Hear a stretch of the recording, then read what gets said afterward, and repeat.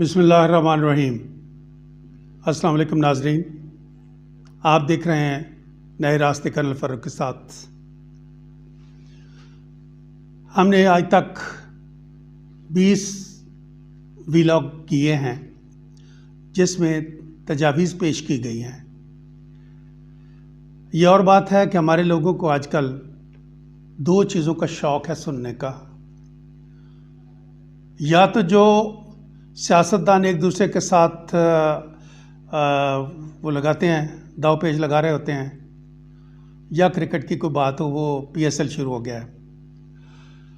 अक्सर लोग हमारी इस तरह की बातों को, सिवाय वो लोग जो कि फ़िक्र वाले नज़र हैं, वो ये समझते हैं कि शायद ये कोई अभी बेरब्त है एट दिस टाइम। तो मैं ये एक दफ़ा फिर क्लियर करना चाहता हूँ कि यह बहुत सारे लोग जगा रहे हैं कि जागो, तो जब कोई जागता है फिर वो कोई पूछता है कि मुझे क्या करना है। हम उस वक्त के लिए ये चीज़ें दे रहे हैं। एक अपनी काविश है, तो आपसे गुजारिश है कि आप इसको पढ़ें, एक दफ़ा सुनें और फिर इस पर सवालात करें। एक पॉजिटिव थिंकिंग क्रिएट करना चाहता हूँ। एनीवे, तो अब बात ये बनती थी कि एक सवाल हमेशा से उभर कर आया बहुत सारे क्वार्टर्स से कि जनाब जितने आप दे रहे हैं रिफॉर्म्स का आप देते हैं, सजेस्ट कर रहे हैं, ये करेगा कौन, होगा कैसे? तो मेरा जवाब ये होता है कि ये आप करेंगे, मुआशरा करेगा, और ये हमारी जो कलेक्टिव विजडम है उसके ज़रिए ये पाया तकमील तक पहुँचेगा। आज हम एक जो नेक्स्ट 3 वीलॉग्स हैं वो मैं थोड़ी ये कर रहा हूँ कि मैंने मुआशरे को कैसे पढ़ा, आपके साथ वो शेयर करना चाहता हूँ।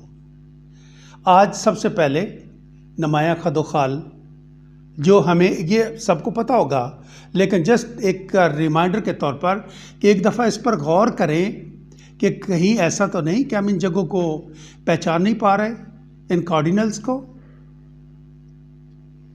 तो हमारे माशरे के जो नुमाया खदोखाल हैं, इनमें सबसे पहली चीज़ ये आती है कि ये तकसीम दर तकसीम है।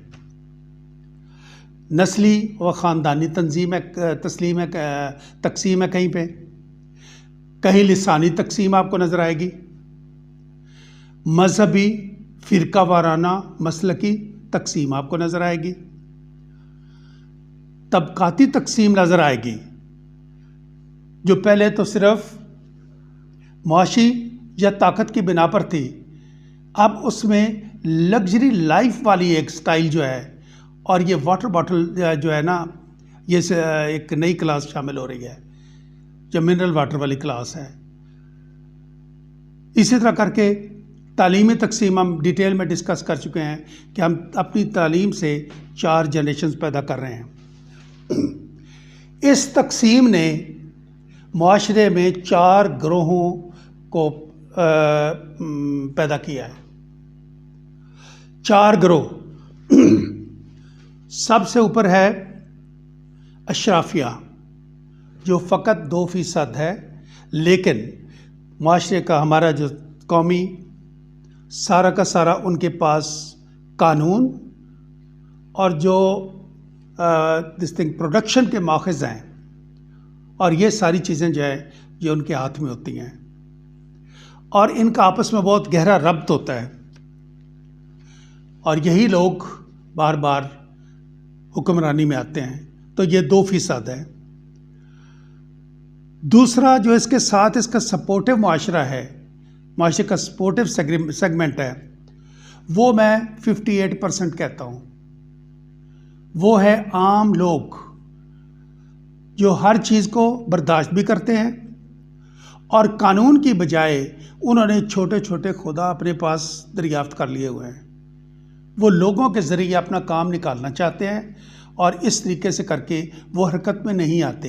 ये वो सेगमेंट है सोसाइटी का जो अगर हरकत में आ जाए तो ये डिसाइसिव बनता है, लेकिन हमारे यहाँ ये स्टैग्नेंट है फॉर द टाइम बीइंग।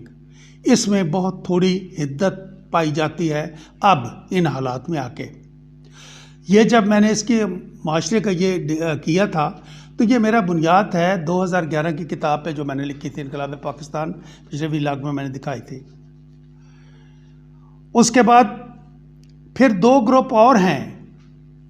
एक है प्रोग्रेसिव ग्रुप, वो 20% है, यानी 52 और 260 हो गया। अब 20% प्रोग्रेसिव ग्रुप है, वो है पढ़े लिखे लोग, अपर जो मिडिल क्लास है वो लोग। इनकी ख़ास बात ये है कि ये हमेशा कोशां रहते हैं कि ये अशराफिया में शामिल हो जाएं, और जब नहीं होते तो फिर ये जलते बुझते किसी और ग्रुप में शामिल होते हैं, जिसका मैं जिक्र करता हूँ अभी। और वो चौथा ग्रुप है आपका, जिनको मैं सुलगती रूहें कहता हूँ, स्मोल्डरिंग सोल्स। सुलगती का लफ्ज़ मैंने इसलिए इस्तेमाल किया है कि सुलगती चीज़ को बुझाया भी जा सकता है और भड़काया भी जा सकता है।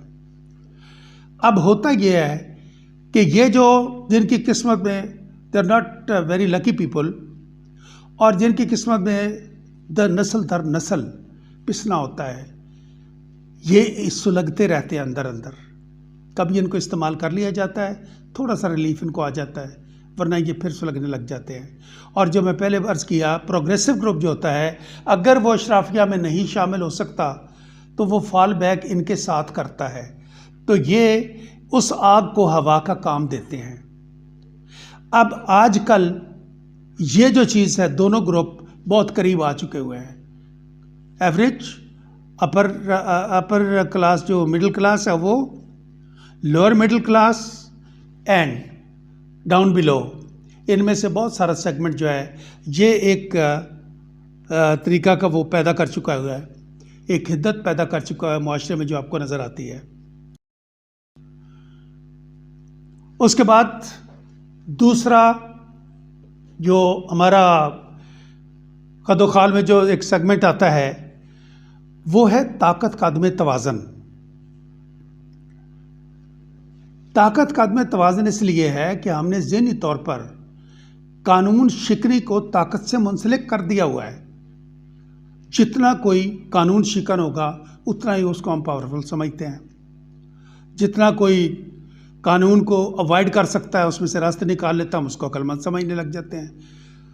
जो बहुत ज़्यादा ओवर हो जाता है उसको हम शेर दलेर कहना शुरू कर देते हैं। तो ये वो जो चीज़ें हैं, जब इनको आप मुआशरती तकसीम के साथ मिलाते हैं तो ये एक ताकत का अदम तवाज़न पैदा करती है। एक भाग दौड़ है ताकत के लिए। हर बंदा कोई किसी के रास्ते, कोई किसी का नाम लेकर, कोई बदमाशी करके, कोई अपनी शराफत के साथ आगे चल के, हमें इन सब में से अपने लोगों को तैयार करना है कि शराफत के साथ ताकत हासिल की जाए और इन ग्रुपों को मुजतमे किया जाए। ये हमारा नस्बुल ऐन है। लेकिन फिल वक्त क्या है? फिल वक्त ये है कि इसमें से एक सोसाइटी जो हमारी बन गई है, एक ख़ास किस्म की सोसाइटी ने जन्म लिया है, जिसका मैंने नाम रखा है कंप्रोमाइज्ड सोसाइटी। ये आज से 12 साल पहले मैंने लिखा था, 13-14 साल पहले बल्कि इससे मेरा था। मैंने ये बिलीव किया, ये मेरा मानना था कि उस वक़्त करप्शन और करप्शन पर शोर मचा हुआ था कि जी इनकलाब आना चाहिए। ये 2009-10 की बात है।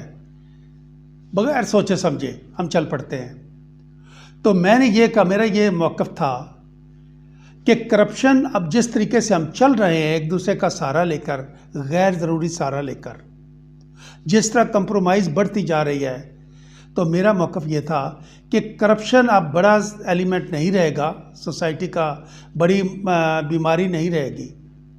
ये बहुत बड़ी एक पैंडेमिक जो है उसका हिस्सा बनने जा रही है, कंप्रोमाइज़ का। तो अब मैंने उसका जो इक्वेशन तैयार की थी, मुझे जो नज़र आ रहा था वो ये था कि करप्शन जमा ताकतवर की बेहिसी, आप देख लें ताकतवर कितना बेहिस होता है। जमा, कमज़ोर की बेबसी, वो समझता कि शायद यही मेरा मुकद्दर था, लेकिन उसी से जराइम भी जन्म लेते हैं। जब इनको आप जमा करते हैं तो तस्लीम से ज़रब दे दें तो ये कंप्रोमाइज सोसाइटी बन जाती है जो आज है हमारे पास। उस वक़्त मैंने ये लिखा और आज मैं आज बिलीव करता हूं कि कंप्रोमाइज ऊपर से नीचे तक कैसे होती है सोसाइटी।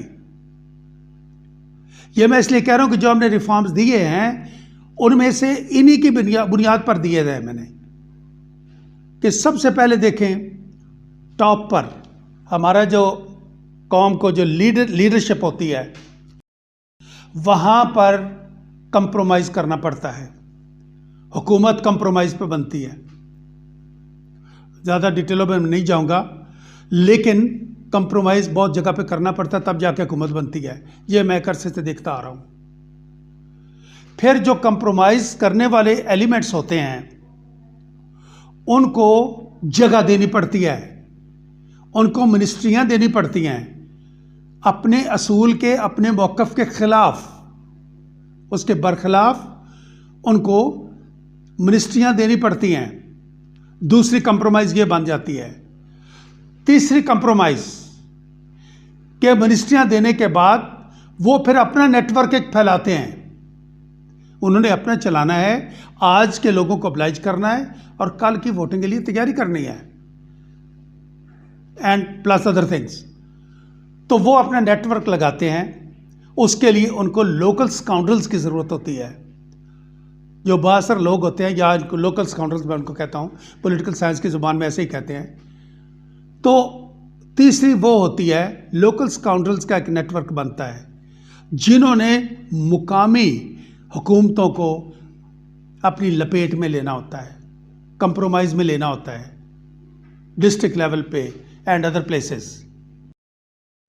उसके बाद जब ये एक लिंकअप हो जाता है, चौथी कंप्रोमाइज़ ये बनती है कि उन्होंने अपना आगे रास्ता अख्तियार करना होता है जो कॉन्ट्रैक्टर्स तक या नीचे तक आता है, और जो कि जिनका मेरिट नहीं बनता उनको नवाजना होता है। तो चौथा वो बनता है। And last but not the least, ये फिर क्या बनता है जब इस लेवल पे पहुंच जाता है, तो last but not the least क्या है कि हर चीज़ में आपको कंप्रोमाइज़ नज़र आती है।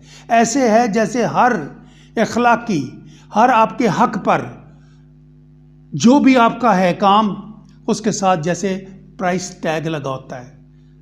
ये कंप्रोमाइज़ का होता है, ये है उस लेवल पे।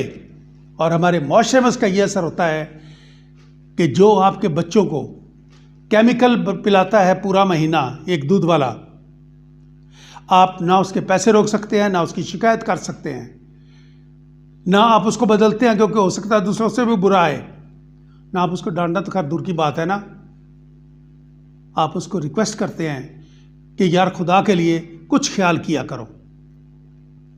ये वो कंप्रोमाइज़ है जो लोएस्ट लेवल पर आती है और आप उसको पेमेंट कर देते हैं। तो इन चीज़ों को सामने रखते हुए सोसाइटी एक कुछ ले कुछ दे की बुनियाद पर चल रही है। और अब तो ये हो गया कि यही कहा जाता है कि जी कुछ लो कुछ दो की बुनियाद पर डेमोक्रेसी चलती है।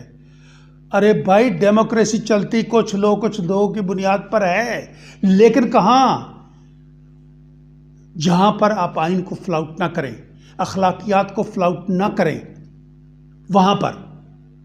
ये नहीं कि आप अपनी तमाम चीज़ों को फ्लाउट करते हुए आप कहें जी कुछ लोग कुछ लोग की बुनियाद पर हम डेमोक्रेसी चलाना चाहते हैं। ऐसा नहीं होता। तो आज मैं आपको ये सिर्फ समझता हूँ कि हमारे जो सोसाइटी का एक कदोखाल हमने गिने हैं, उनके मुताबिक हम यहाँ तक पहुँचे हैं कि एक कंप्रोमाइज सोसाइटी बन गई है।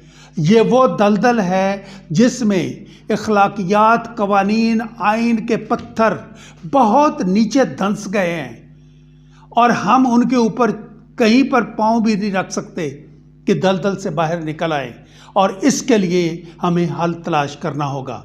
That much for today. Thank you very much.